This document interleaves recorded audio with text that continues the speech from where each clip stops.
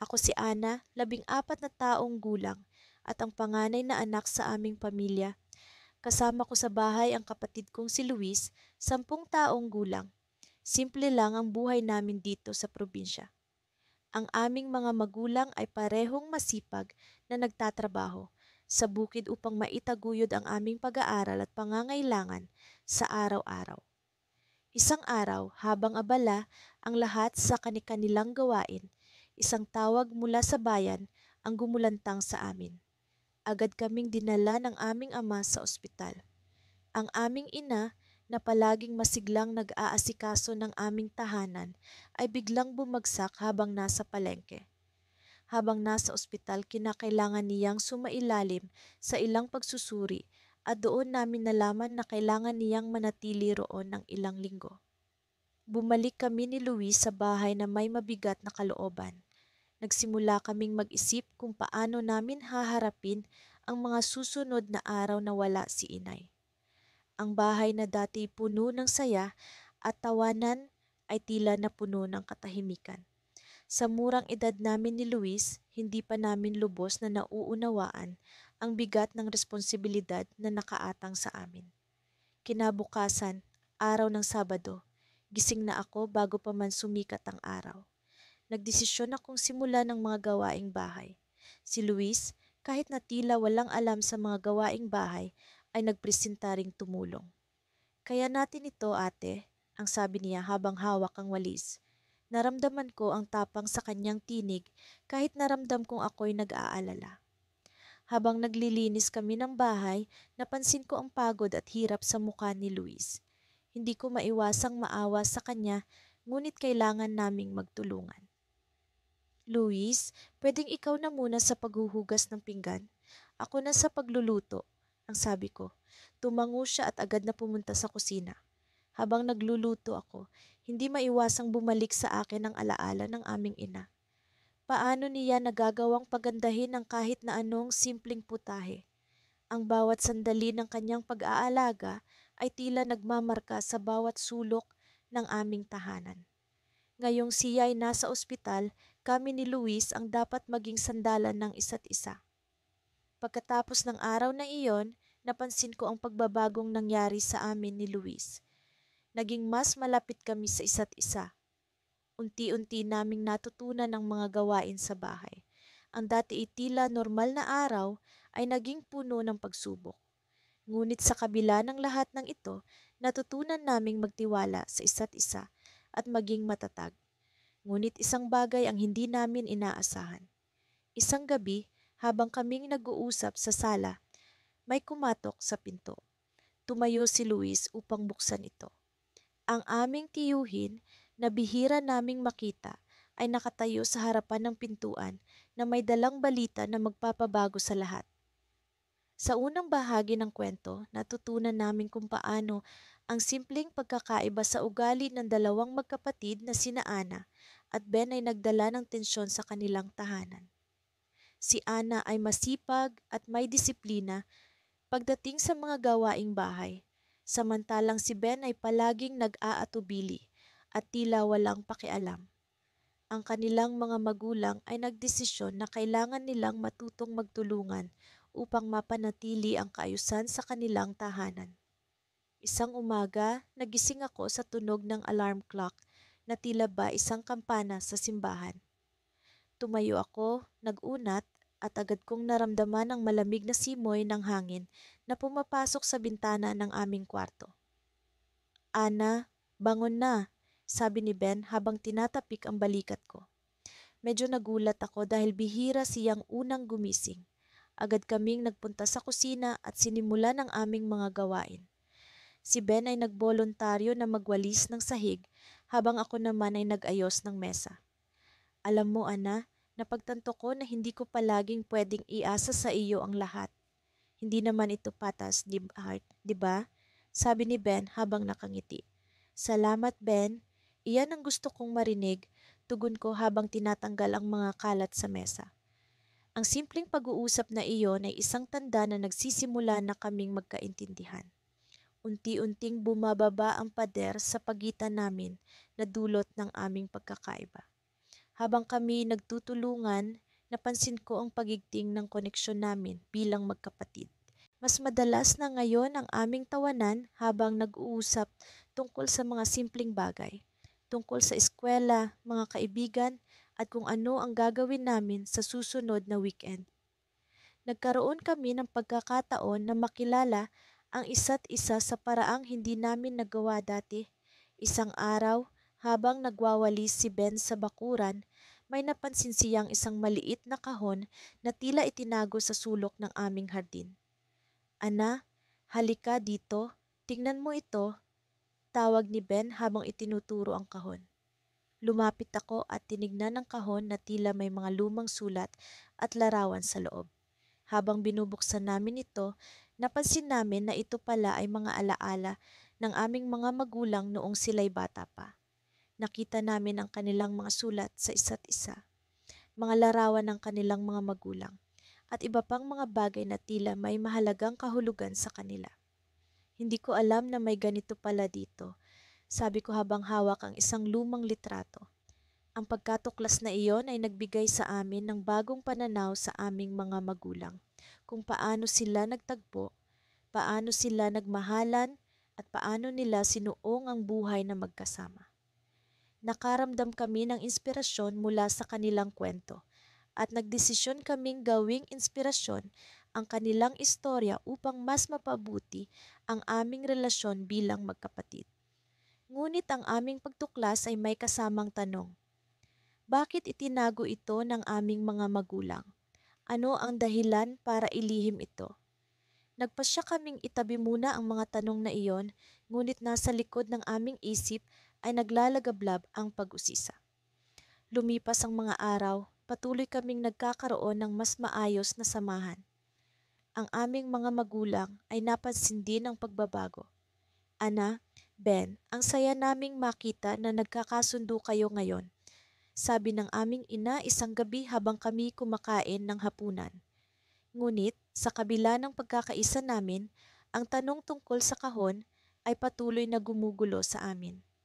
Isang gabi, habang kami ay nagkukwentuhan bago matulog, nagdesisyon kaming tanungin ang aming mga magulang tungkol dito. "Ben, sa tingin ko panahon na para malaman natin ang tungkol sa kahon," sabi ko. Kinabukasan, habang nag-aalmusal, nagtanong si Ben sa aming mga magulang, "Ma, Pa, nakita namin ang isang lumang kahon sa hardin. Baka pwede ninyong ikwento sa amin ang tungkol dito." Nagulat ang aming mga magulang. Nagkatinginan sila at tila may hindi maipaliwanag na ekspresyon sa kanilang mga mukha. Puno ng tensyon ang hangin. "Mga anak, may mga bagay na hindi pa namin nais ipaalam sa inyo," sabi ng aming ama. "Ngunit sa palagay ko, panahon na para malaman ninyo." Nagpatuloy siya, ngunit ang kanyang mga susunod na salita ay tila mga puzzle na hindi namin agad maunawaan. Ang kahon pala ay may mas malalim na kwento, isang bahagi ng kanilang buhay na napuno ng mga pagsubok na hindi pa namin alam. Isa itong bahagi na tila may kinalaman sa isang pangyayari na nagbago ng kanilang pananaw sa buhay. Habang nakikinig kami, naramdaman ko ang pag-aalala sa aking dibdib. Paano kung ang kwento sa likod ng kahon ay magdudulot ng pagbabago sa aming pamilya? Ano ang maaaring kahulugan ng mga bagay na ito sa amin ngayon? Sa puntong iyon, hindi ko alam kung ang pagtuklas ba ng katotohanan ay magiging inspirasyon o babala sa amin. Ngunit ang sigurado ay ang aming pinagsamang lakas at pagkakaintindihan bilang magkapatid ay magiging mahalaga sa kung anuman ang aming matutuklasan. Isang tahimik na umaga, tila may kakaibang sigla sa hangin. Nagising ako sa tunog ng mga ibon sa labas ng bintana. Sa unang pagkakataon, hindi ko na kailangan pang bumangon ng maaga para gisingin si Kiko, ang kapatid kong mas bata. Sa halip, nagulat ako sa pagpasok niya sa kwarto ko, dala ang isang tray ng almusal. "Kuya, gising na, may sorpresa ako para sa'yo," masigla niyang sabi. Kitang-kita ko ang nangiti sa kanyang mukha habang inilalagay niya ang tray sa tabi ng kama ko. May mga pandesal, itlog na maalat, at isang baso ng gatas. Hindi ko maipaliwanag ang saya sa puso ko. Wow, Kiko. Ngayon lang ata kita nakitang ganito kaaga gumising. Biro ko sa kanya habang inaabot ang pandesal. Ano meron? Naisip ko lang kuya, lagi ka na lang gumagawa ng gawaing bahay tapos ako naglalaro lang. Sabi ni mama, dapat marunong tayong magtulungan. Kaya heto, simula ngayon, tutulong na ako. Nagulat ako sa kanyang sinabi. Sa aming dalawa, si Kiko ang palaging mas mahilig maglaro kaysa sa tumulong sa bahay. Pero sa araw na iyon, tila may nagbago sa kanya. Nakita ko ang determinasyon sa kanyang mga mata. Talaga ba? Nakakatuwa naman yan, Kiko. Tugon ko habang kumakain. Simulan natin sa paglilinis ng sala pagkatapos nito. Oo naman, kuya. Sagot niya na puno ng sigla. Pagkatapos ng almusal, sabay kaming pumunta sa sala. Sa bawat hakbang, ramdam ko ang pagbabago sa aming relasyon bilang magkapatid. Dati-rati, ako ang palaging naguutos. Ngayon, naroon na ang pagkakaintindihan. Habang naglilinis, nagtutulungan kami sa pag-aayos ng mga laruan ni Kiko na kalat sa sahig, pati na rin ang pagpunas sa mga muebles. Alam mo, kuya, ang saya pala kapag ginagawa natin ito ng sabay, sabi ni Kiko habang inaayos ang mga aklat sa estante. Hindi ko akalain na magiging masaya ang gawaing bahay. Oo nga, Kiko, mas madali pala kapag nagtutulungan, sagot ko.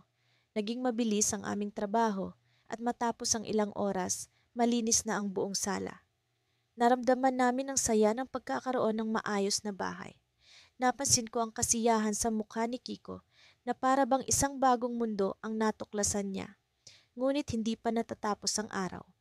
Pagdating ng hapon, nakita namin si Mama sa kusina, abala sa pagluluto. Nagkatinginan kami ni Kiko. Alam namin na kailangan namin siyang tulungan. Ma, ano pong ginagawa niyo? Tanong ko habang lumapit sa kanya. Nagluluto ako ng kaldereta para sa hapunan. Medyo marami ito, kaya medyo mahihirapan ako. Sagot ni Mama habang hinahalo ang sabaw sa kaldero. Tutulungan ka namin, Ma. Sabay na sabi namin ni Kiko. Nagulat si Mama sa sinabi namin. Hindi niya inaasahan na pareho kaming tutulong sa pagluluto. Nagbigay siya ng mga instruksyon kung paano maghiwa ng gulay at sabay kaming kumilos ni Kiko. Ramdam ko ang saya at pagkakaisa habang magkasama kaming nagtatrabaho. Nang matapos ang pagluluto, sabay kaming naghahapunan. Napansin ko ang ngiti ni Mama habang tinitingnan kaming magkapatid. Salamat mga anak, ang saya makita kayong nagtutulungan. Sabi ni Mama habang inaabot ang kanin. Ngunit sa gitna ng aming kasiyahan, may biglang kumatok sa pintuan. Napatingin kaming lahat, nagtataka kung sino ang bisita. Bumangon si Mama upang buksan ang pintuan habang kami ni Kiko ay naghintay sa mesa. Pagbukas ng pinto, bumungad ang isang hindi inaasahang bisita. Isang lalaki na may daladalang malaking kahon. Magandang gabi po. Ako si Mang Lito mula sa barangay. May sulat po para sa inyo, sabi ng lalaki habang inaabot ang isang sobre kay Mama. Nagkatinginan kami ni Kiko, puno ng pagtataka. Sino kaya ang nagpadala ng sulat at ano ang laman nito? Kinuha ni Mama ang sobre at binuksan ito. Habang binabasa niya ang sulat, kitang-kita ko ang pag-aalala sa kanyang muka. Ano po iyon, Ma? Tanong ni Kiko, puno ng pag-aalala. Mga anak, mukhang may kailangan tayong pag-usapan, sagot ni Mama, halata ang pag-aalala sa kanyang boses.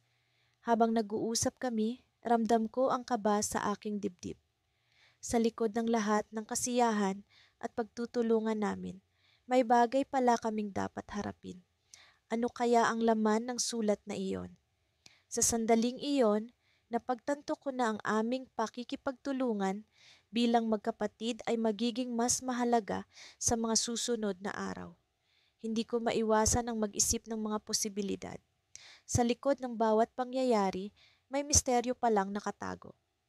Sa susunod na kabanata ng aming buhay, handa kaming magtulungan at harapin ang anumang pagsubok na darating. Ngunit ano nga ba ang misteryo sa likod ng sulat na iyon?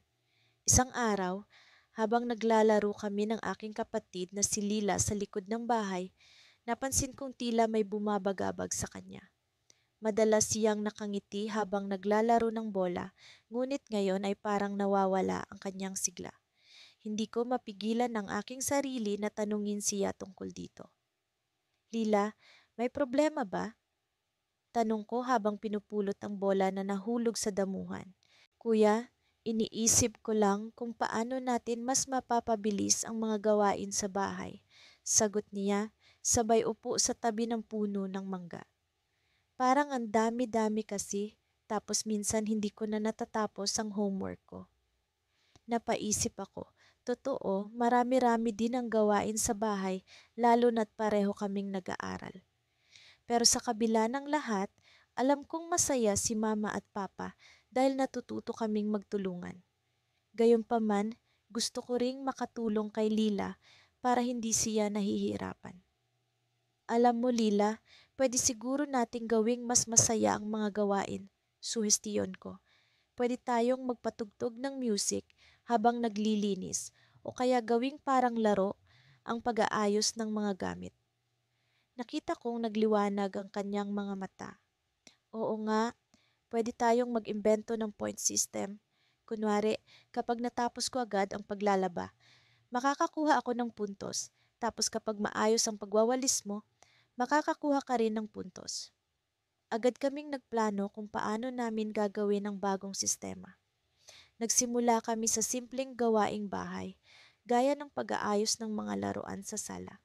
Habang ginagawa namin ito, nagpatugtog ako ng paborito naming kanta.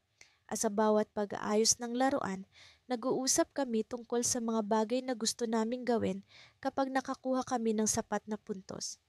Teka kuya, tanong ni Lila, ano kaya ang reward kapag nakaipon na tayo ng maraming puntos?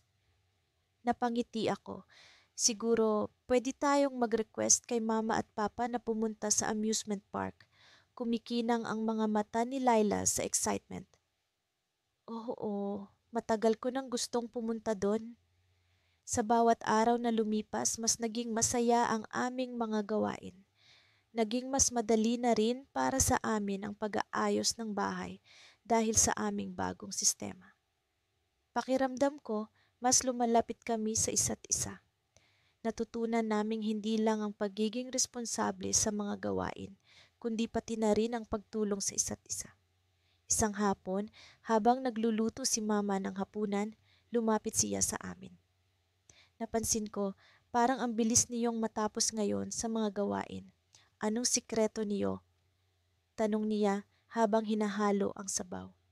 Tumawa kami ni Lila, sabay sabi, may point system kami mama. Kapag nakakuha kami ng maraming puntos, may reward kami. Tuwang-tuwa si mama at papa sa bagong diskarte namin. Sinabi nilang sila na ang bahala sa reward kapag nakaipon kami ng sapat na puntos. Lalo kaming na-inspire ni Lila na magpatuloy sa aming sistema. Ngunit isang gabi, habang nag-aayos kami ng aming kwarto, biglang may narinig kaming malakas na ingay mula sa kusina. Agad kaming tumakbo ni Lila patungo doon. Nakita namin si mama na tila nag-aalala habang nakatingin sa labas ng bintana. Mama, ano pong nangyari? Tanong ko, ramdam ang kaba sa aking dibdib. May mga tao sa labas, parang may ginagawa sila sa kotse ni Papa. Sagot ni Mama, halatang nag-aalala. Agad kong kinuha ang telepono para tawagan si Papa na nasa trabaho pa. Habang inaantay ang kanyang sagot, naramdaman ko ang mga kamay ni Lila na nanginginig sa takot. Hinawakan ko siya ng mahigpit, nagpapakita ng suporta. Kuya, paano kung masira nila ang kotse? Bulong ni Lila, puno ng takot sa kanyang boses. Hindi ko rin alam ang sagot. Bago pa man kami makapag-isip ng gagawin, may narinig kaming mga yabag papalapit sa pintuan. Napalunok ako ng malalim, hindi alam kung ano ang mangyayari. Biglang bumukas ang pinto. Na-reveal ang dalawang lalaki, mukhang mga mekaniko, na may dalang mga tools. Pasensya na po ma'am, sabi ng isa sa kanila. Kami po ay mga mekaniko na inutusan ng inyong asawa para ayusin ang kotse. Nagkaproblema kasi ang makina kaya kailangan naming tingnan. Napabuntong hininga kami ni Lila, sabay tingin kay Mama. Sa wakas, nakahinga kami ng maluwag. Isa pala itong pagkakaintindihan. Nang makauwi si Papa, ipinaliwanag niya kung paano niya nakalimutang sabihin sa amin ang tungkol sa mga mekaniko. Napagtanto ko na sa kabila ng mga gawain at challenges, mahalaga pa rin komunikasyon at pagtutulungan sa pamilya. Ngunit kahit tapos na ang gabing iyon, hindi pa rin maalis sa isip ko ang nangyari. Napaisip ako kung paano namin matutugunan ang mas malalaking pagsubok sa hinaharap. Sa kabila ng aming natutunan, tila may paparating na mas malaking hamon na kailangan naming paghandaan at hindi ko maiwasang mangamba kung sapat na nga ba ang aming natutunan para sa mga darating na pagsubok. Sa wakas, natapos na rin ang aming mahabang linggo ng pag-aayos sa bahay. Si Ate Ana ay naging mas masigasig kaysa dati, habang ako naman ay unti-unting natuto kung paano maging organisado sa mga gawain. Ngunit sa likod ng lahat ng ito, may isang bagay na hindi ko mawari. Isang bagay na tila nagbabago sa aming buhay. Isang araw, habang naglilinis kami ng kusina, napansin ko si ate na tila malalim ang iniisip. Ate, okay ka lang ba? Tanong ko habang inaabot sa kanya ang susunod na baso na dapat linisin. Oo naman, June. May iniisip lang ako. Sagot niya, ngunit halatang hindi siya nakatingin sa akin. Sa halip, nakatingin siya sa labas ng bintana, sa mga puno ng mangga sa aming bakuran. Bakit parang malalim yata ang iniisip mo? Pagpupumilit kong tanong habang itinatabi ang mga natapos kong hugasan. Minsan, iniisip ko kung paano kaya ang buhay kung hindi tayo natutong magtulungan sa mga gawaing bahay. Tila napakaraming bagay na maaaring hindi natin napansin. Sagot ni ate habang nagpunas ng kamay at umupo sa silyang malapit sa bintana. Napaisip din ako sa sinabi ni ate. Kung tutuusin, simula nang natutunan naming magtulungan, hindi na kami nag-aaway sa mga simpleng bagay. Nagkaroon kami ng mas maraming oras para sa isa't isa at higit sa lahat, mas naging malapit kami sa aming mga magulang. Habang iniisip ko ito, may biglang kumatok sa pinto. Nagulat kami pareho dahil bihira ang mga bisita sa bahay. Tumayo si ate para buksan ang pinto at nang bumalik siya, may dala siyang isang maliit na kahon.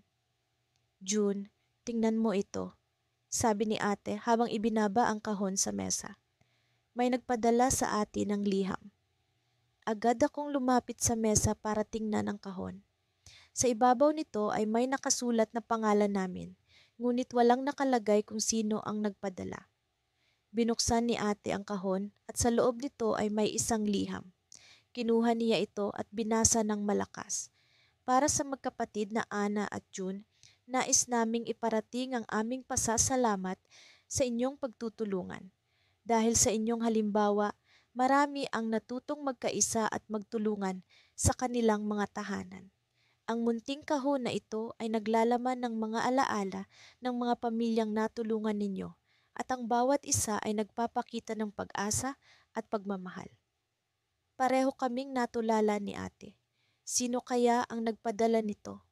Paano nila nalaman ang tungkol sa aming simpleng pagbabago sa bahay? Sa loob ng kahon ay may mga litrato ng iba't ibang pamilya. Bawat isa ay may nakasulat na mensahe ng pasasalamat. Nakakatuwa at nakakataba ng puso, ngunit kasabay nito ay bumabalot sa aming isipan ang misteryo. Ano sa tingin mo, June? Tanong ni ate habang isa-isang tinitingnan ang mga litrato. Parang hindi ka panipaniwala, ate, pero ang pinakakakaiba sa lahat, sino ang nasa likod nito? Sagot ko, habang pinagmamasda ng isang litrato ng isang mag-anak na masayang nagkukulong sa kanilang sala. Ano kaya ang dapat nating gawin? Tanong ni ate habang bumaling sa akin. Nakita ko sa kanyang mga mata ang kislap ng kuryosidad at alam kong pareho kaming nag-iisip ng parehong bagay. Dahil sa hindi maipaliwanag na pangyayari, nagdesisyon kami ni ate na alamin ang pinagmula ng mga larawan. Ang aming simpleng pagbabago sa bahay ay tila may mas malalim na epekto kaysa sa inaakala namin. Nagsimula kaming magtanong-tanong sa aming mga kapitbahay, ngunit wala ni isa sa kanila ang may alam tungkol sa misteryosong kahon. Hanggang isang araw, habang naglalakad kami pauwi mula sa paaralan, may nakita kaming isang matandang lalaki na nakaupo sa gilid ng kalsada. Nakasuot siya ng lumang jacket at may hawak na isang maliit na libro. Nagulat kami nang mapansin niyang palapit kami at nagbigay siya ng isang nangiti na tila puno ng kasaysayan. "Magandang hapon mga bata," bati niya sa amin. "Mukhang may hinahanap kayo." Nagkatinginan kami ni ate at sa hindi maipaliwanag na dahilan, naramdaman naming siya ang dapat naming kausapin. Lumapit kami sa kanya at sinabi ni ate ang tungkol sa kahon at mga litrato. Ngunit bago pa man namin maitanong kung may alam siya, ngumiti siya at nagsabi, ang tunay na lakas ng pamilya ay nasa kanilang pagkakaisa at pagmamahalan. Naway hindi ninyo makalimutan ang aral na ito kahit ano pa man ang mangyari. At sa kanyang mga mata, nakita namin ang isang pahiwatig na siya ang may alam sa lahat ng ito. Ngunit bago pa man namin siya matanong pa, naglakad siya palayo, nag-iwan ng mga tanong na hindi nasagot. Muli kaming nagkatinginan ni ate at alam namin na ito ang simula ng isang bagong kabanata sa aming buhay. Ang misteryosong lalaki na iyon, sino kaya siya? Bakit niya alam ang tungkol sa amin? Maraming tanong ang bumabalot sa aming isipan at sa kabila ng lahat, naisip namin na marami pa kaming matutuklasan. Ang kwento namin ay tila isang buhawi ng hindi inaasahan at sa dulo ng araw, isang bagay ang malinaw. Ang bawat araw ay puno ng misteryo at kami ni ate ay handang harapin ito ng magkasama. Mula pagkabata, palagi kaming magkasama ng kapatid kong si Ana. Ako, si Marco, ang panganay sa aming dalawa. Noon pa man, malapit na ang aming loob sa isa't isa. Madalas kami ang gumagawa ng mga gawain sa bahay tuwing abala si mama sa pagtatrabaho. Minsan, naiisip ko kung paano naging ganito ang takbo ng aming buhay, ngunit sa paglipas ng panahon, natutunan naming tanggapin ito at yakapin ang responsibilidad. Isang araw, habang naglilinis kami ng sala, napansin kong tahimik si Ana. Karaniwan siyang madaldal at masayahin, kaya't agad kong tinanong kung may problema ba. "Wala naman," sagot niya, ngunit halata sa kanyang boses na may bumabagabag sa kanya. "Ano nga kasi yon?" Pangungulit ko. "Alam mo Marco, minsan pakiramdam ko parang ang dami-dami kong dapat gawin. Parang wala na akong oras para sa sarili ko. Nagtataka ako kung ganito ba talaga ang buhay natin." Napabuntong hininga ako sa kanyang sinabi. Alam ko ang pakiramdam na iyon. Madalas din akong nakakaranas ng ganitong uri ng pagkapagod, ngunit hindi ko siya gustong mag-alala. "Alam mo, Ana, hindi ka nag-iisa. Ako rin, minsan pakiramdam ko ang hirap ng mga gawain natin. Pero, nandito lang ako. Magtulungan tayo, okay?" Napangiti siya. "Salamat kuya. Alam ko naman na nandyan ka." Wika niya sabay yakap sa akin.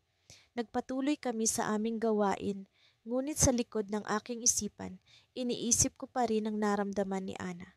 Gusto kong makatulong sa kanya, ngunit paano?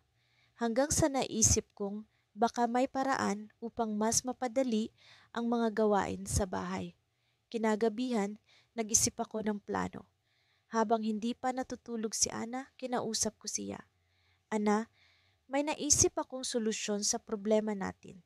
Paano kung maglista tayo ng mga gawain at hatiin ito ayon sa kaya nating gawin sa loob ng isang linggo para hindi na natin kailangan isipin lahat ng sabay-sabay?" "Parang magandang ideya yan, kuya. Mukhang mas magiging organisado tayo," sagot niya. Kaya't kinabukasan sinimulan namin ang pagbuo ng listahan. Ang simpleng listahan ay naging daan upang mas maging produktibo kami sa aming mga gawain sa bahay. Unti-unti, naramdaman namin ang gaan ng aming trabaho at mas nagkaroon kami ng oras para sa ibang bagay. gaya ng pag-aaral at paglalaro. Subalit, habang palapit ang katapusan ng linggo, napansin kong may kakaibang nangyayari. Hindi ko maipaliwanag kung bakit, pero parang may bumabagabag sa akin. Isang umaga, habang nag-aayos ng kwarto, may napansin akong papel na nakasingit sa ilalim ng aking kama. Kinuha ko ito at binasa. Marco, may gusto akong sabihin sa'yo. Huwag ka sanang magalit pero may bagay akong natuklasan tungkol kay mama. Nakasulat, agad kong hinanap si Ana. Ana, ano ito? Tanong ko sa kanya, sabay pakita sa papel. Nakita ko ang pag-aalala sa kanyang mga mata. Marco, natuklasan ko na kaya pala abala mo si mama sa trabaho ay dahil may isa pa siyang pamilya. Nabigla ako sa kanyang sinabi, parang bumagsak ang langit sa akin. Hindi ko alam ang aking sasabihin. Paano nangyari ito? Paano kami makakabangon? Paano namin haharapin si mama? Ano ang gagawin natin, Marco? Tanong ni Ana, nanginginig ang boses. Kailangan kong manatiling matatag para sa aming dalawa. Ana, hindi ko alam. Pero ang alam ko, kailangan natin siyang kausapin. Kailangan nating malaman ang totoo. Ngunit bago pa man ako makapag-isip ng susunod na hakbang, narinig namin ang pagbukas ng pinto. Si Mama. Agad kaming napatingin sa kanya at siya'y natigilan nang makita ang aming mga muka. Bakit parang ang lungkot ninyo? Tanong ni Mama. Sa sandaling iyon, alam kong wala ng atrasan.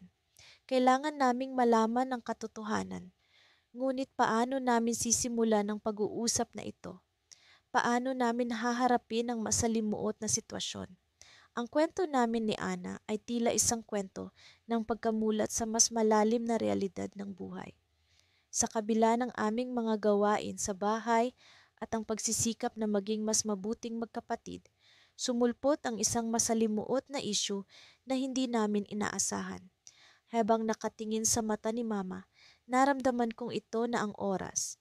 Oras na para alamin ang katotohanan at harapin kung anuman ang mangyayari. Pero paano kaya magbabago ang aming buhay sa sandaling malaman namin ang lahat? Ito ang tanong na patuloy na bumabagabag sa akin habang unti-unting bumalot ang katahimikan sa aming munting tahanan. Mula nang magsimula kaming magtulungan ni ate sa mga gawaing bahay, ramdam ko ang pagbabago sa aming tahanan. Hindi ko inakala na ang simpleng pag-aayos ng kama, paglilinis ng sahig, at ang paglalaba ay maaaring magbigay sa amin ng kakaibang saya. Sa bawat araw na lumilipas, lalo kaming naging malapit sa isa't isa. Ang mga tawanan at kwentuhan habang naglilinis ay unti-unting naging bahagi ng aming pang-araw-araw na gawain. Isang umaga, habang inaayos ko ang mga damit na bagong plansa, napansin ko ang kakaibang kinang sa mata ni ate, para bang may nais siyang ipahiwatig. Hindi ko na ito pinansin noong una, ngunit habang tumatagal, hindi ko mapigilang itanong kung ano ang nasa isip niya. Ate, may problema ba? Tanong ko habang siya ay nagwawalis sa sala. Ngumiti siya ng bahagya. Wala, bunso. Nais ko lang na subukan natin ang isang bagay. Nagulat ako sa kanyang sinambit. Ano kaya ang plano ni ate? Naging palaisipan ito sa akin. Sa aming tanghalian, hindi ko na napigilan ang aking sarili. Muli ko siyang tinanong tungkol sa kanyang iniisip. Ate, ano ba talaga ang gusto mong gawin? Usisa ko habang inaabot ang kanin. Napatingin siya sa akin at sa isang iglap, ibinulalas niya ang kanyang balak. Bunso, subukan nating magluto ng bagong putahe para sa ating hapunan mamaya. Gusto kong maging espesyal ang gabing ito. Bagamat hindi pa kami bihasang magluto, ang ideya ni ate ay tila isang hamon na nais kong tanggapin. Agad kaming nagplano ng mga kakailanganin para sa aming espesyal na hapunan. Sa aming pagpunta sa palengke, nagkaroon kami ng pagkakataon na makipag-usap sa mga tindera, humingi ng payo, at makilala ang iba't ibang sangkap na maaaring magbigay ng kakaibang lasa sa pagkain. Pagdating sa bahay, nagsimula na kami agad sa aming plano. Napuno ang kusina ng ingay ng mga kasangkapan, ang amoy ng mga sariwang sangkap at ang tawanan namin ni ate. Habang ako'y nagbabalat ng mga gulay, si ate naman ay abala sa paghahanda ng karne.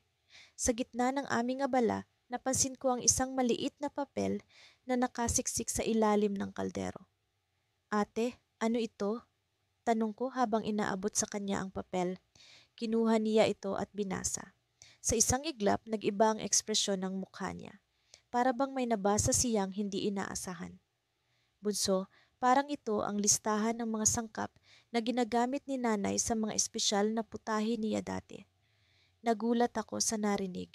Matagal na kaming hindi nakatikim ng mga espesyal na luto ni nanay, lalo na't abala siya sa trabaho. Ang listahan ay tila isang piraso ng aming nakaraan, isang alaala ng mga masasayang gabi kung saan sabay-sabay kaming kumakain at nagtatawanan. Naku, ate, subukan nating gawin ito. Sabi ko na puno ng excitement. Agad naming binago ang aming plano. Sa halip na ang aming naisip na putahe, sinundan namin ang listahan ni nanay. Ang aming hapunan ay nagkaroon ng mas malalim na kahulugan. Tila ba bumalik ang mga alaala ng mga gabing puno ng saya at pagmamahalan. Habang nagluluto, hindi ko mapigilang isipin ang aming mga pinagdaraanan. Ang mga oras na kami ni ate ay nag-aaway, ang mga tampuhan na tila walang katapusan, at ang mga pagkakataong kami nagkakahiwalay ng landas. Ngunit sa gabing ito, lahat ng iyon ay nawala. Ang aming kusina ay naging saksi sa aming pagbabalik loob, sa aming muling pagkakaibigan. Sa wakas, natapos din ang aming espesyal na hapunan. Ang amoy nito ay tila niyayakap kami at pinababalik sa nakaraan. Nang umupo na kami sa mesa, sabay naming tinikman ang aming niluto. Ang lasa nito ay puno ng pagmamahal, ng alaala at ng pag-asa. Ate, ang sarap! Sabi ko habang pinupuno ang aking bibig ng pagkain. Ngumiti siya sa akin. Oo nga, bunso, para bang kasama natin si nanay ngayon. Habang kami kumakain, may kung anong bagay ang bumalot sa aming paligid. Isang damdaming kakaiba na tila ba merong ipinahihiwatig. Nang matapos kami sa aming hapunan, may narinig kaming katok sa pintuan. Nagkatinginan kami ni ate, parehong nagtataka. Sino kaya ang bisita namin sa ganitong oras? Dahan-dahan kaming tumayo at lumapit sa pintuan. Nang buksan ito, nagulat kami sa aming nakita. Bunso, ate, sigaw ng pamilyar na boses. May sorpresa ako para sa inyo. Doon, sa harap ng pintuan ay si nanay. May dalang malaking supot ng mga prutas at isang malawak na ngiti sa kanyang mukha. Sa pagpasok niya, ramdam ko ang init ng kanyang yakap, ang saya ng kanyang presensya. Ngunit sa likod ng kanyang ngiti, tila ba may nais siyang ipahiwatig. Ano kaya ang sorpresa ni nanay? Tanong ko sa aking sarili, puno ng excitement at kaunting kaba. Ang gabing ito ay puno ng mga tanong at hindi ko na mapigilan ang aking sarili na malaman kung ano ang susunod na mangyayari.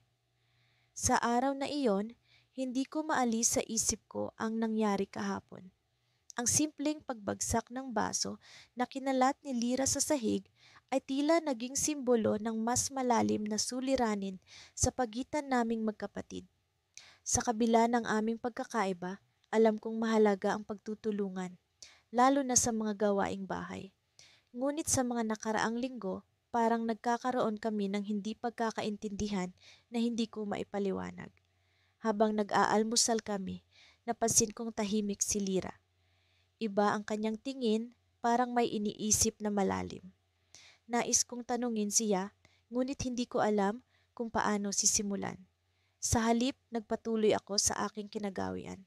Magkatuwang kaming maglinis ng kusina, pero ang katahimikan ay parang may bigat na nakapatong sa aming mga balikat. Kuya, pwede ba tayong mag-usap mamaya? Tanong ni Lira habang nagligpit kami ng mga plato. Agad akong tumango, bagaman may kaba sa dibdib. Alam kong may kailangang pag-usapan, ngunit hindi ko alam kung ano ang dapat kong asahan. Natapos ang tanghalian at nagpatuloy kami sa pag-aayos ng sala. Kinuha ko ang walis at si Lira naman ang nagpunas ng mga kasangkapan. Habang nagtatrabaho, sinubukan kong bumuo ng plano, isang paraan para mapanatili ang aming pagkakaibigan at pagtutulungan. Kuya, naalala mo ba yung usapan natin tungkol sa pag-aalaga sa halaman sa likod? Tanong ni Lira. Tumango ako. Oo, plano ko nga sanang simulan ulit yun mamaya. Bakit? Parang gusto kong magdagdag ng mga bagong halaman, sagot niya. May kislap sa kanyang mga mata na hindi ko nakita sa mga nakaraang araw. Natutuwa kasi ako kapag nakikita kong nagtutulungan tayo sa pag-aalaga sa kanila. Napangiti ako. Kahit paano, nagkaroon ng liwanag ang kanyang mga mata. Oo naman, Lira. Isang magandang ideya yan, sagot ko. Masaya ako na magkasama natin tong gagawin. Habang binabalikan ko ang mga araw na magkasama kami sa hardin, naalala ko ang mga tawanan at kulitan. Muli kong naramdaman ang koneksyon namin na tila unti-unti ring nawala dahil sa maliliit na di pagkakaintindihan. Naisip ko baka ito na ang paraan para maibalik ang saya at pagtutulungan sa aming dalawa. Pagdating ng hapon, lumabas kami sa likod ng bahay upang simulan ang pag-aayos ng hardin. Kasama ang mga bagong binili naming halaman, nagkaroon kami ng pagkakataong mag-usap ng masinsinan. Nagsimula kaming maghukay at magtanim, isang gawain na tila nagdadala ng katahimikan, ngunit puno ng pag-unawa. Kuya, minsan parang hindi na kita naiintindihan. Biglang sabi ni Lira habang nagdidilig siya. Napatigil ako at tumingin sa kanya. Gusto ko lang sanang sabihin na kung minsan pakiramdam ko ay hindi mo ako naririnig. Sa kabila ng kanyang sinabing iyon, ramdam ko ang sinseridad. Pasensya na, Lira. Alam kong nagkulang ako sa pakikinig minsan. Pero nandito ako, nakikinig na ngayon. Tugon ko. Salamat, kuya.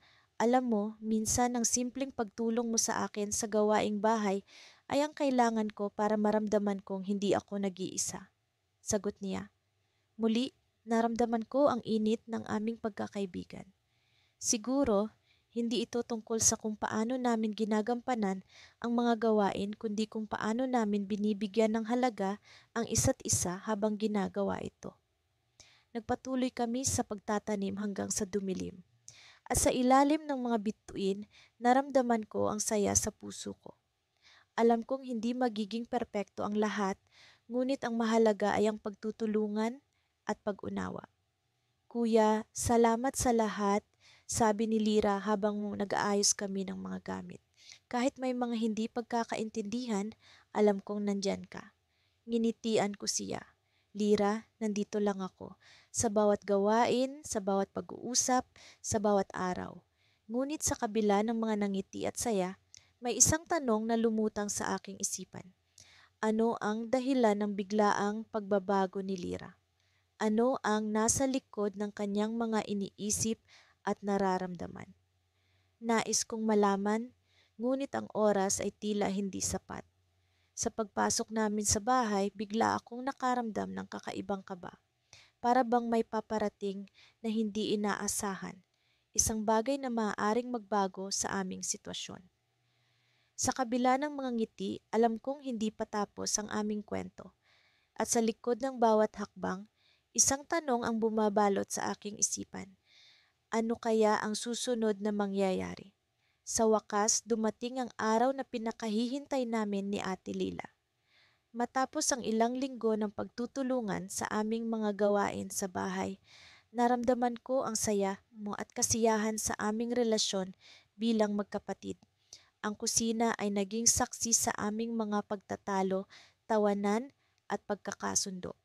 Ngunit sa araw na ito, may kakaibang hangin sa paligid nito, tila may misteryong bumabalot sa bawat sulok. Lila, handa na ba ang mga sangkap para sa ating espesyal na hapunan? Tanong ko habang inaayos ang mesa. Oo, Kuya Rico, lahat ay nakahanda na. Sagot ni Ate Lila habang abala sa pagkuha ng mga gulay na aming inani mula sa hardin. Sa aming mga gawain, natutunan ko kung gaano kahalaga ang pagtutulungan. Ang simpleng pag-aayos ng mesa at pagpuputol ng gulay ay nagbigay daan sa mas malalim na pag-uusap at pagkakaintindihan. Habang kami abala sa paghahanda, napansin ko ang isang lumang kahon sa sulok ng kusina. Hindi ko matandaan kung kailan ko ito huling nakita o kung ano ang laman nito. Lila, naaalala mo ba itong kahon? Tanong ko habang dahan-dahang binubuksan ito. Parang hindi, Rico. Ano kaya ang nasa loob niyan? Tugon niya, halatang nasasabik. Sa loob ng kahon ay mga lumang litrato ng aming pamilya, mga alaala ng aming kabataan, mga piknik sa ilalim ng araw, at mga pagdiriwang na puno ng tawanan.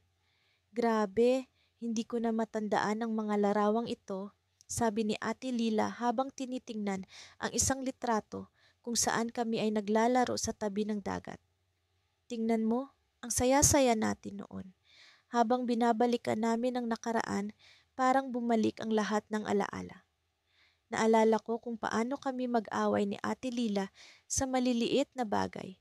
Ngunit sa kabila ng lahat, palaging may nangiti sa huli. Ang mga larawang ito ay patunay ng aming lumalalim na samahan bilang magkapatid. Alam mo, Rico, natutunan ko na hindi lang pala basta gawaing bahay ang pagtutulungan natin. Para itong pagbuo ng mga alaala na hindi natin malilimutan, sabi ni Ate Lila, may halong pagmumuni-muni ang boses. Oo nga, Lila, ang bawat sandali natin dito sa kusina ay may kasamang alaala na dadalhin natin habang buhay. Sa gitna ng aming pag-uusap, biglang may narinig kaming tunog mula sa likod ng bahay. Para bang may bumagsak na bagay. Ano yon? Tanong ni Ate Lila, halatang nagulat. Ewan ko, pero parang may bumagsak sa likod. Tara, tingnan natin, sagot ko. Agad-agad kaming naglakad patungo sa pinagmulan ng tunog. Pagdating namin sa likod ng bahay, nakita namin ang isang piraso ng papel na nakalagay sa ilalim ng isang bato. Rico, ano kaya ito? Tanong ni Ate Lila habang dahan-dahang kinukuha ang papel. Parang may sulat, sagot ko habang binabasa ang mga nakasalaysay. Ang sulat ay mula sa aming yumaong lola. May mga nakasulat na paalala at payo para sa aming dalawa. Mahal kong Lila at Rico, alam kong darating ang araw na magtutulungan kayo sa lahat ng bagay. Tandaan, ang pagtutulungan ay hindi lamang para sa gawaing bahay, kundi sa pagbuo ng inyong pangarap at pagkakaibigan. Mahal ko kayo, laging magtulungan. Halos mapaluha kami ni Ate Lila sa nabasa. Hindi namin inaasahan na sa likod ng lahat ng ito, may mensahe pala mula sa aming lola na nagbigay liwanag sa aming pinagdaraanan. Grabe, Rico, ang lola talaga natin. Kahit wala na siya, nandyan pa rin ang kanyang presensya. Bulong ni Ate Lila, halatang natutunaw ang puso sa saya at lungkot. Bumalik kami sa kusina na may ngiti sa aming mga labi. Ang aming pagbuo ng hapunan ay naging espesyal dahil sa natuklasan naming sulat. Ngunit sa likod ng saya, may tanong sa aking isipan, bakit ngayon lang namin ito nakita? Hindi ko maiwasang mag-isip na baka may iba pang lihim na naghihintay na matuklasan sa aming tahanan. Habang nagluluto, naramdaman ko ang kakaibang pag-aalala. Lila, tingin mo ba may iba pang mensahe si Lola para sa atin? Tanong ko, puno ng pagtataka. Hindi ko alam, Rico, pero sa tingin ko, hindi ito ang huli, sagot niya. May halong misteryo sa kanyang boses. Hindi ko maiwasang mag-isip na ang aming paglalakbay bilang magkapatid ay hindi pa tapos. Marahil sa likod ng bawat gawain sa bahay, may mga lihim na naghihintay lamang na matuklasan. Ano kaya ang susunod na kabanata ng aming kwento? Sa kabila ng lahat ng ito, alam ko na ang aming relasyon ni Ate Lila ay mas matibay na kaysa dati. At sa bawat pagsubok na darating, kami magkasama. Ngunit ano nga ba ang naghihintay sa amin sa susunod na hakbang? Sa bawat araw na lumilipas, unti-unti naming natutunan ni Kuya ang kahalagahan ng pagtutulungan sa loob ng bahay. Sa simula, tila isang mabigat na responsibilidad ang mga gawaing bahay. pag-aayos ng kama, pagwawalis, at pagluluto ng simpleng almusal. Ngunit sa paglipas ng panahon, napagtanto naming hindi lamang ito tungkol sa pisikal na gawain, kundi sa pagsasama-sama, pagtutulungan, at pagmamahalan bilang magkapatid. Isang umaga, habang abala kami sa aming mga gawain, napansin ko ang kakaibang tunog mula sa kabinet sa kusina. Kuya, naririnig mo ba yon? Tanong ko habang itinuturo ang direksyon ng kabinet.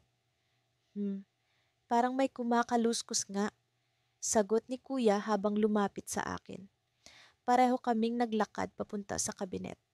Sa loob ng bahay, bihira kaming makaranas ng mga ganitong klasing pangyayari, kaya't ang interes namin ay agad na nadagdagan. Dahan-dahan naming binuksan ang pinto ng kabinet at pareho kaming nagulat sa aming nakita. Isang maliit na kahon ang naroon, tila lumang-luma na at mistulang matagal nang nakatago. Naku, ano kaya ito? Tanong ni kuya habang dahan-dahang inaabot ang kahon. Mukhang may misteryo itong dala, kuya, sabi ko, na parang may kutob na may kakaiba sa loob nito. Pagbukas ni kuya sa kahon, tumambad sa amin ang isang bungkos ng mga sulat. Luma na ang papel at ang tinta ay medyo kumupas na. Pero sa kabila ng kalumaan, malinis at maayos pa rin ito.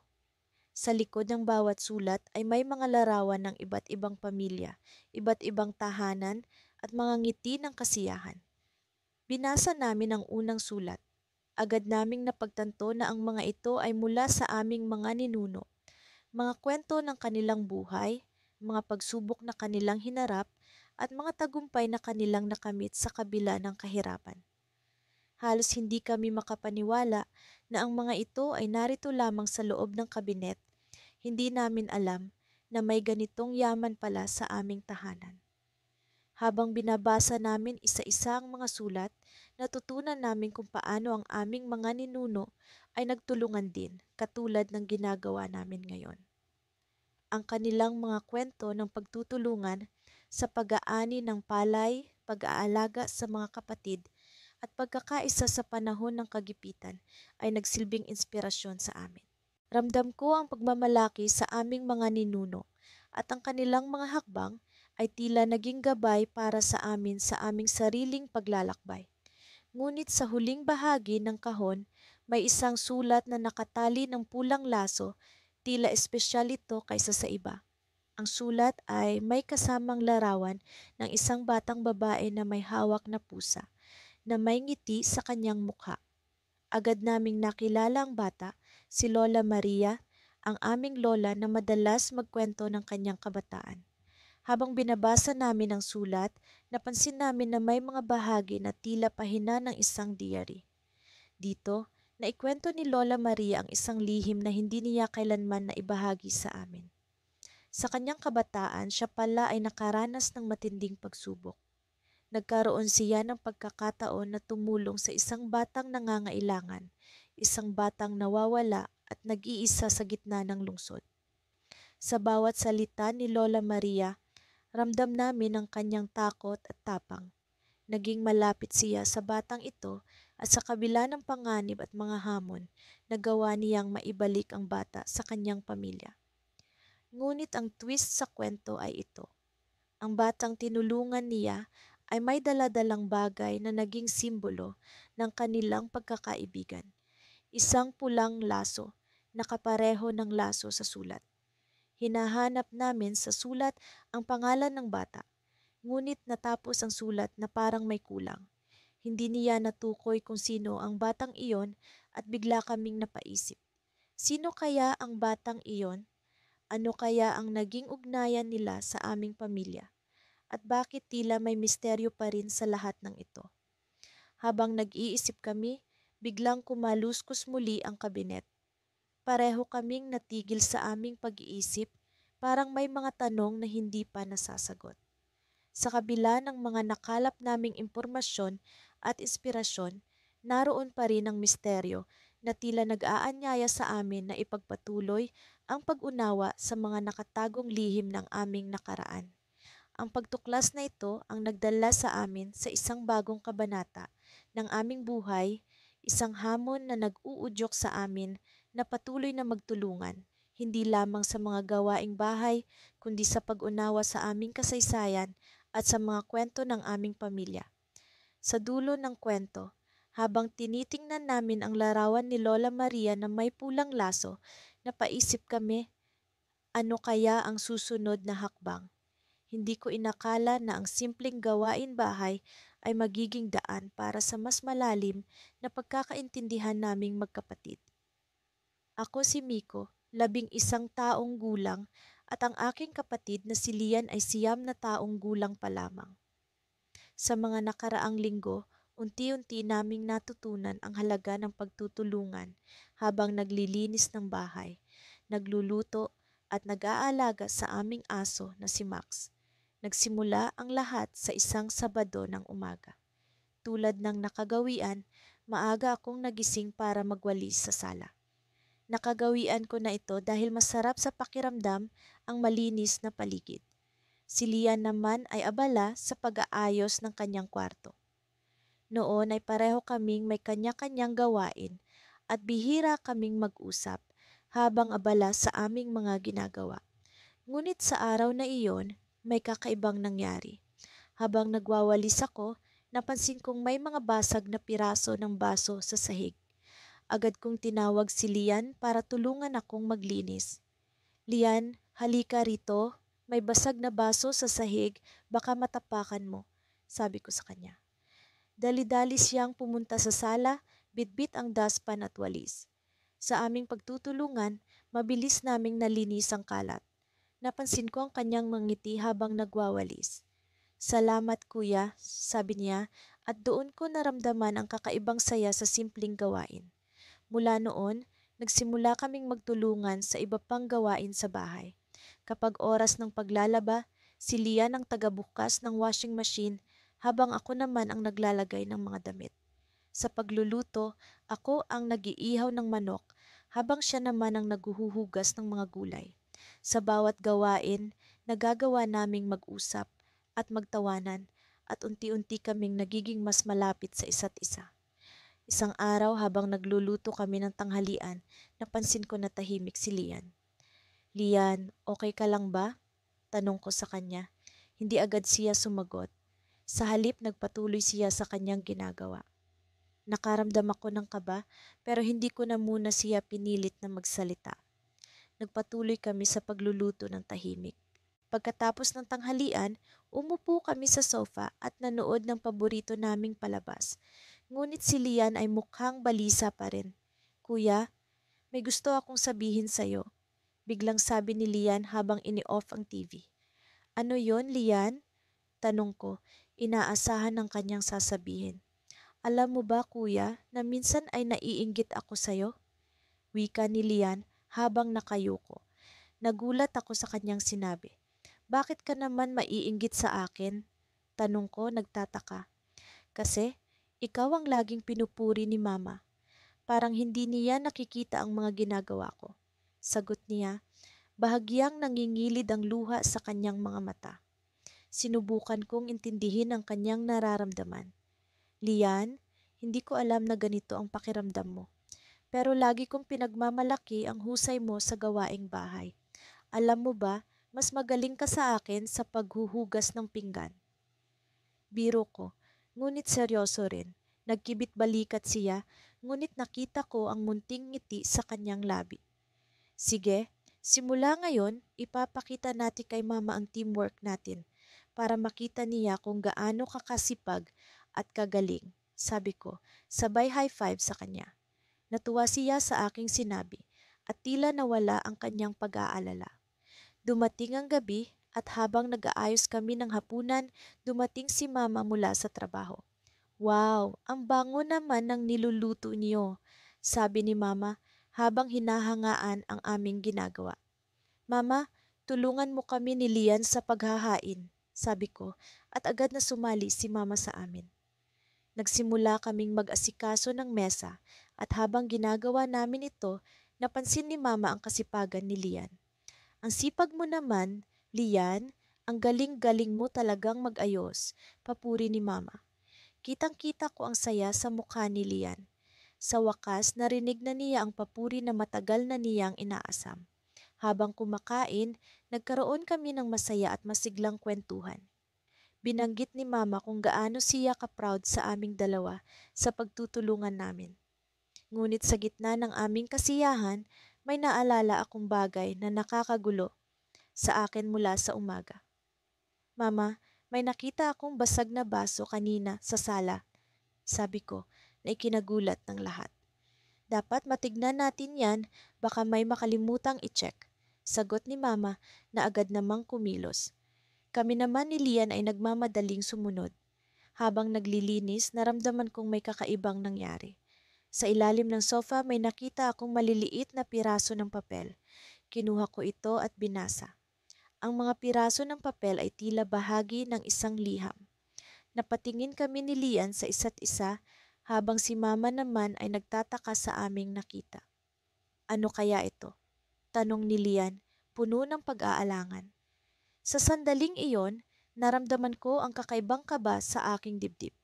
Ang liham bang ito ay may kinalaman sa basag na baso kanina? Ano ang maaaring ibig sabihin nito? Sa hindi inaasahang pagkakataon, natagpuan namin ang sarili sa gitna ng isang misteryo na tila magbabago sa takbo ng aming araw. Sa kabila ng aming pagtutulungan, isang lihim ang unti-unting lumilitaw sa aming harapan. At sa puntong iyon, naramdaman ko na ang aming kwento ay nagsisimula pa lamang. Hindi ko akalain na ganito pala ang magiging takbo ng aming buhay matapos ang lahat ng nangyari sa amin ni Ate. Dati-rati, palagi kaming nagtatalo sa mga simpleng gawain sa bahay. Sa tuwing nakikita ko si Ate na nag-iiwan ng mga kalat sa sala, kumukulo ang dugo ko. Alam kong hindi siya pabaya, pero minsan sadyang nakakalimutan niya ang kanyang mga responsibilidad. Isang araw, habang abala ako sa pag-aayos ng aming mga laruan sa kwarto, narinig ko ang sigaw ni Ate mula sa kusina. Agad akong tumakbo papunta roon at nakita ko siyang nakaupo sa sahig, hawak-hawak ang kanyang paa. Mukhang nasugatan siya habang nagluluto. Ano nangyari, Ate? Tanong ko puno ng pag-aalala. Pabayaan mo na muna to, kailangan ko lang ng band-aid, sagot niya, pilit na ngumiti sa kabila ng sakit. Nagsimula akong maghanap ng first aid kit sa aming banyo at bumalik sa kanya. Habang inaasikaso ko ang kanyang sugat, sinabi niya sa akin, "Salamat, bunso. Hindi ko alam kung ano ang gagawin ko kung wala ka." Mula noon, unti-unti kaming natutong magtulungan sa mga gawaing bahay. Nagsimula kaming magtakda ng schedule para sa paglilinis, pagluluto at paglalaba. Napagtanto ko na ang mga simpleng gawain pala ay mas nagiging magaan kapag may katuwang. Hindi na kami nagtatalo sa mga maliliit na bagay. Sa halip, naging masaya ang bawat araw na magkasama kami. Isang gabi, habang kami ay nagpapahinga sa sala, pagkatapos ng mahabang araw ng pag-aayos ng bahay, bigla kaming nakarinig ng kaluskos mula sa labas. Pareho kaming napatigil at nagtinginan. Ano yon? Tanong ni Ate habang dahan-dahang tumayo. Wala naman siguro, baka hangin lang, sagot ko kahit na medyo kinakabahan din. Ngunit hindi pa man natatapos ang usapan namin, muling narinig ang kaluskos, mas malakas at mas malapit. Pareho kaming tumayo at dahan-dahang lumapit sa pinto. Sa likod ng aming mga isip, may kaba na baka may hindi magandang nangyayari. Pagbukas ni Ate ng pinto, nakita namin ang isang papel na nakasiksik sa ilalim nito. Agad niyang pinulot ang papel at binasa. May oras pa kayo para maghanda. Darating na siya, basa ni Ate, halatang naguluhan. Sino kaya ito? Hindi ko rin alam ang sagot. Ang mensahe ay tila isang babala, ngunit para sa ano? Sino ang darating? Ang mga tanong ay bumabalot sa aming isipan. Bumalik kami sa sala, nag-iisip kung ano ang ibig sabihin ng mensahe. Napagkasunduan namin na kailangan naming maging handa kahit ano pa man ang mangyari. Sa sumunod na mga araw, nagpatuloy kami sa aming gawain, ngunit palaging nasa likod ng aming isipan ang misteryosong mensahe. Nagdagdag kami ng seguridad sa bahay, tiniyak na maayos ang lahat ng pintuan at bintana.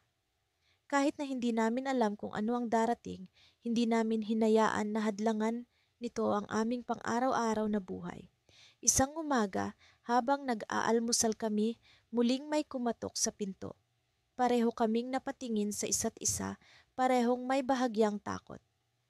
Ako na ang titingin, sabi ni ate, tumayo at dahan-dahang lumapit sa pinto.